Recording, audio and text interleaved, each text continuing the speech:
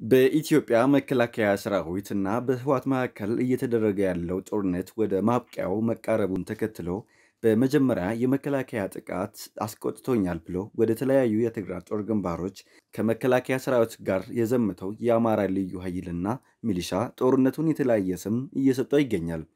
አንዳንድ የአማራ ጽንፈኛ ቡድኖች በህወሓትና በሀገር መከላከያ መካከል የሚደረገውን ጦርነት ርስት የማስመለስ ዘመቻ እያሉትም ይገኛሉ። የዚህ ቡድን መሰሪነት ያሳሰባቸው ጠቅላይ ሚኒስትር ዶክተር አብይ አህመድም ባለፈው ሳምንት ለፓርላማ ባቀረቡት የወቅታዊ ጉዳዮች ገለጻ ላይ በጦርነቱ ያሸነፈው እውነት ነው፣ ያሸነፈው የኢትዮጵያ እናቶች እንባ ብቻ ነው ሲሉም አስምሮበት ነበር። ባሳለፍነው ሳምንት መጨረሻ ደግሞ የኦሮሚያ ክልል መንግስት ፕሬዝዳንት አቶ ሽመልስ አብዲሳ በክልል ደረጃ በአዳማ ከተማ በአባገዳ አዳራሽ በተከበረው የብሔር ብሔረሰቦች ቀን አስመልክቶ ያስተላለፉትን መልእክት ተከትሎ በአንዳንድ አሃዳዊ አመለካከት ያላቸው የአማራ ክልል ብልጽግና ሰዎችና ጽንፈኛ አመለካከትን ከሚያራምዱ ፌስቡከሮች እውነተኛ ፌዴራላዊ ስርዓትን እንገነባለን በሚሉት የኦሮሚያ ብልጽግና ሰዎች መካከል ውጥረት ነግሷል። የኦሮሚያ ብልጽግና አመራር የሆኑት አቶ ታዬ ደንደአ ለእነዚህ ለአሃዳውያን ቡድን እንዲህ የሚል ምላሽ ሰጥተዋል።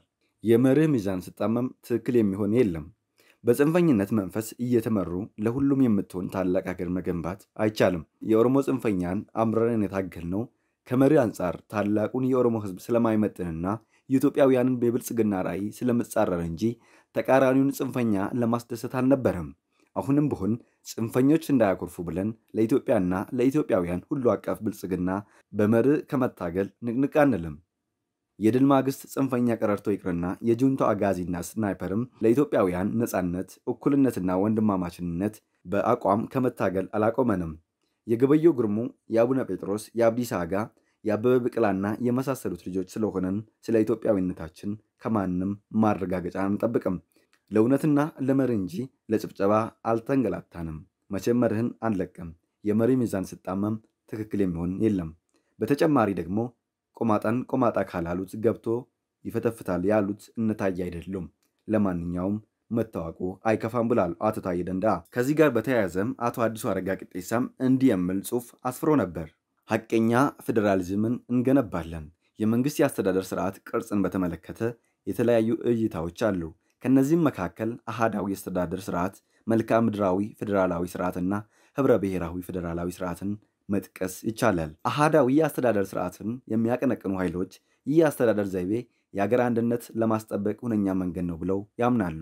በአንጻሩ ህብረ ብሔራዊ ፌዴራላዊ ስርዓትን ከፋፋይ ለአገር አንድነት ጠንቅ ነው ብለው ይወስዳሉ። መልክዓ ምድር ፌዴራሊዝምን የሚያቀነቅኑ ኃይሎችም ሁኔታዎችን የሚያዩበትና የሚተነትኑበት መነጽር ከአሃዳውያን ኃይሎች ምንም ልዩነት የለውም። አሃዳዊና መልክዓ ምድር ፌዴራሊዝም የአስተዳደር ዘይቤዎች በእኛ ሀገር ተጨባጭ ሁኔታ የሚያስኬዱ አይደሉም።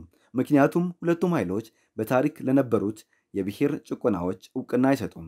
ብዙሃነትን ለማስተናገድም ዝግጁነት የላቸውም። ስለሆነም እነዚህን የአስተዳደር ዘይቤዎች ወስደው ለመተግበር መሞከር ሀገራችንን ወደ አስፈላጊ የግጭት አዙሪት ውስጥ መክተት መሆኑ ሊታወቅ ይገባል። እንደ ብልጽግና ፓርቲ ሐቀኛና እውነተኛ ህብረ ብሔራዊ ፌዴራላዊ ስርዓት ለሀገራችን የተሻለው አማራጭ ነው ብለን እናምናለን። ህብረ ብሔራዊ ፌዴራላዊ ስርዓት ግንባታ ሂደታችን ያካበትናቸውን ጠንካራ ጎኖች በማስቀጠል ያሉ ድክመቶችን አርመን በእኩልነት በወንድማማችነት ላይ የተመሰረተች ጠንካራ አንድነት ያላትና የበለጸገች ሀገር እውን ለማድረግ እንታገላለን። ሐቀኛ ፌዴራሊዝምን ለመገንባት እስካሁን የነበሩ ችግሮች አርመን ወደፊት እንራመዳለን ስንል የፓርቲ ሪፎርም በማድረግ በአግላይ የነበረውን የኢህአዴግ አደራጀት አካታች እና ሁሉን አቀፍ ሆኖ የብልጽግና አደራጀት በመተካት በሀገር ጉዳይ ሁሉንም አሳታፊ ውሳኔ ሰጪ እንዲሆን የጀመርነውን ጉዞ አጠናክረን እንቀጥላለን ማለት ነው። እስካሁን የነበሩ ችግሮችን እንፈታለን ስንል በሀገር ደረጃ ብዝሃ ልሳንነትን በማረጋገጥ 5 ቋንቋዎች የፌዴራል ስራ ቋንቋ እንዲሆኑ እንሰራለን ማለት ነው።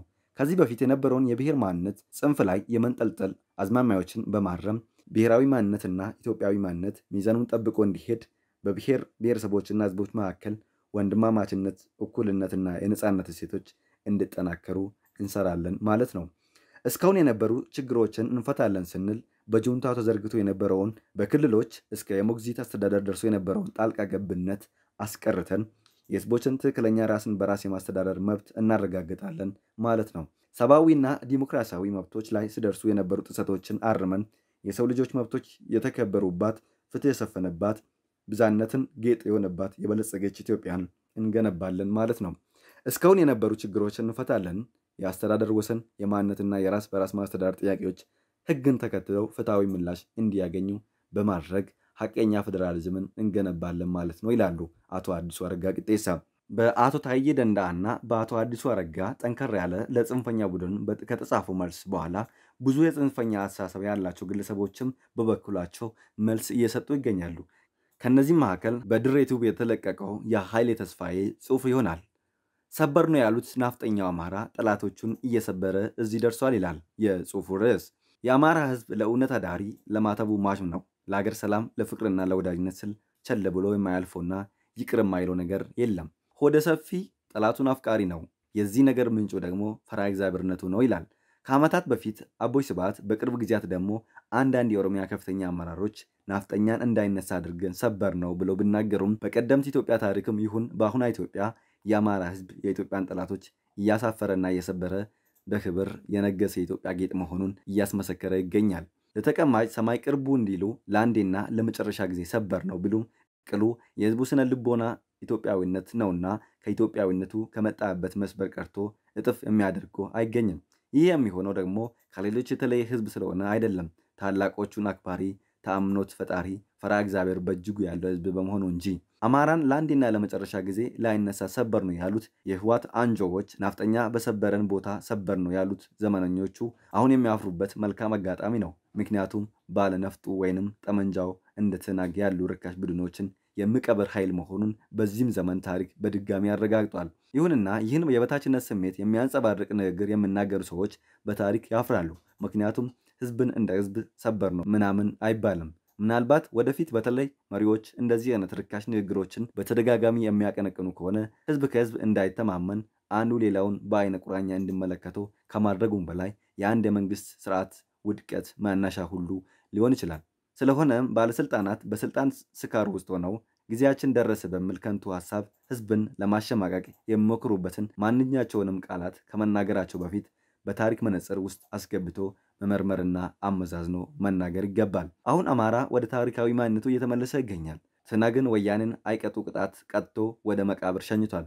ትህነግ ህገ መንግስቱ ከመጽደቁ ቀደም ብላና በሴራ አወሳሰብ ከአማራ ህዝብ በ1984 ዓ.ም የወሰደችውን የወልቃይት ጠገደ፣ ጠለምትና ራያ መሬቶች የአማራው ፋኖ እርቢተኛውን የትግራይ ገዢ መደብ ሰባብሮ በእጁ አስገብቷል።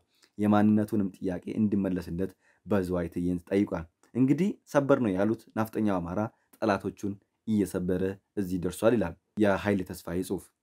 እንግዲህ ባለፉት ዓመታት የወያኔ አንድ አካል የነበሩት የአማራ ብልጽግናና የኦሮሞ ብልጽግና ሰዎች ወያኔ ህወሓትን ለማጥፋት የተባበሩትና ወያኔ ጁንታ እያሉ ከከረሙ በኋላ አሁን በመካከላቸው ያለው ነገር እውነትም ጁንታውን የህወሓትን ቡድን ለመዋጋት የተባበሩት ለኢትዮጵያ ወይስ የየራሳቸው ቡድንን የበላይነት ለማረጋገጥ ነው የሚለው ጉዳይ ጊዜ የሚመልሰው ይሆናል። አዳዲስ ወቅታዊና ሚዛናዊ ዜናዎችና ዘገባዎችን ለማግኘት የዩቲዩብ ቻናላችንን ሰብስክራይብ ያድርጉ። ቸርን ሰንብት።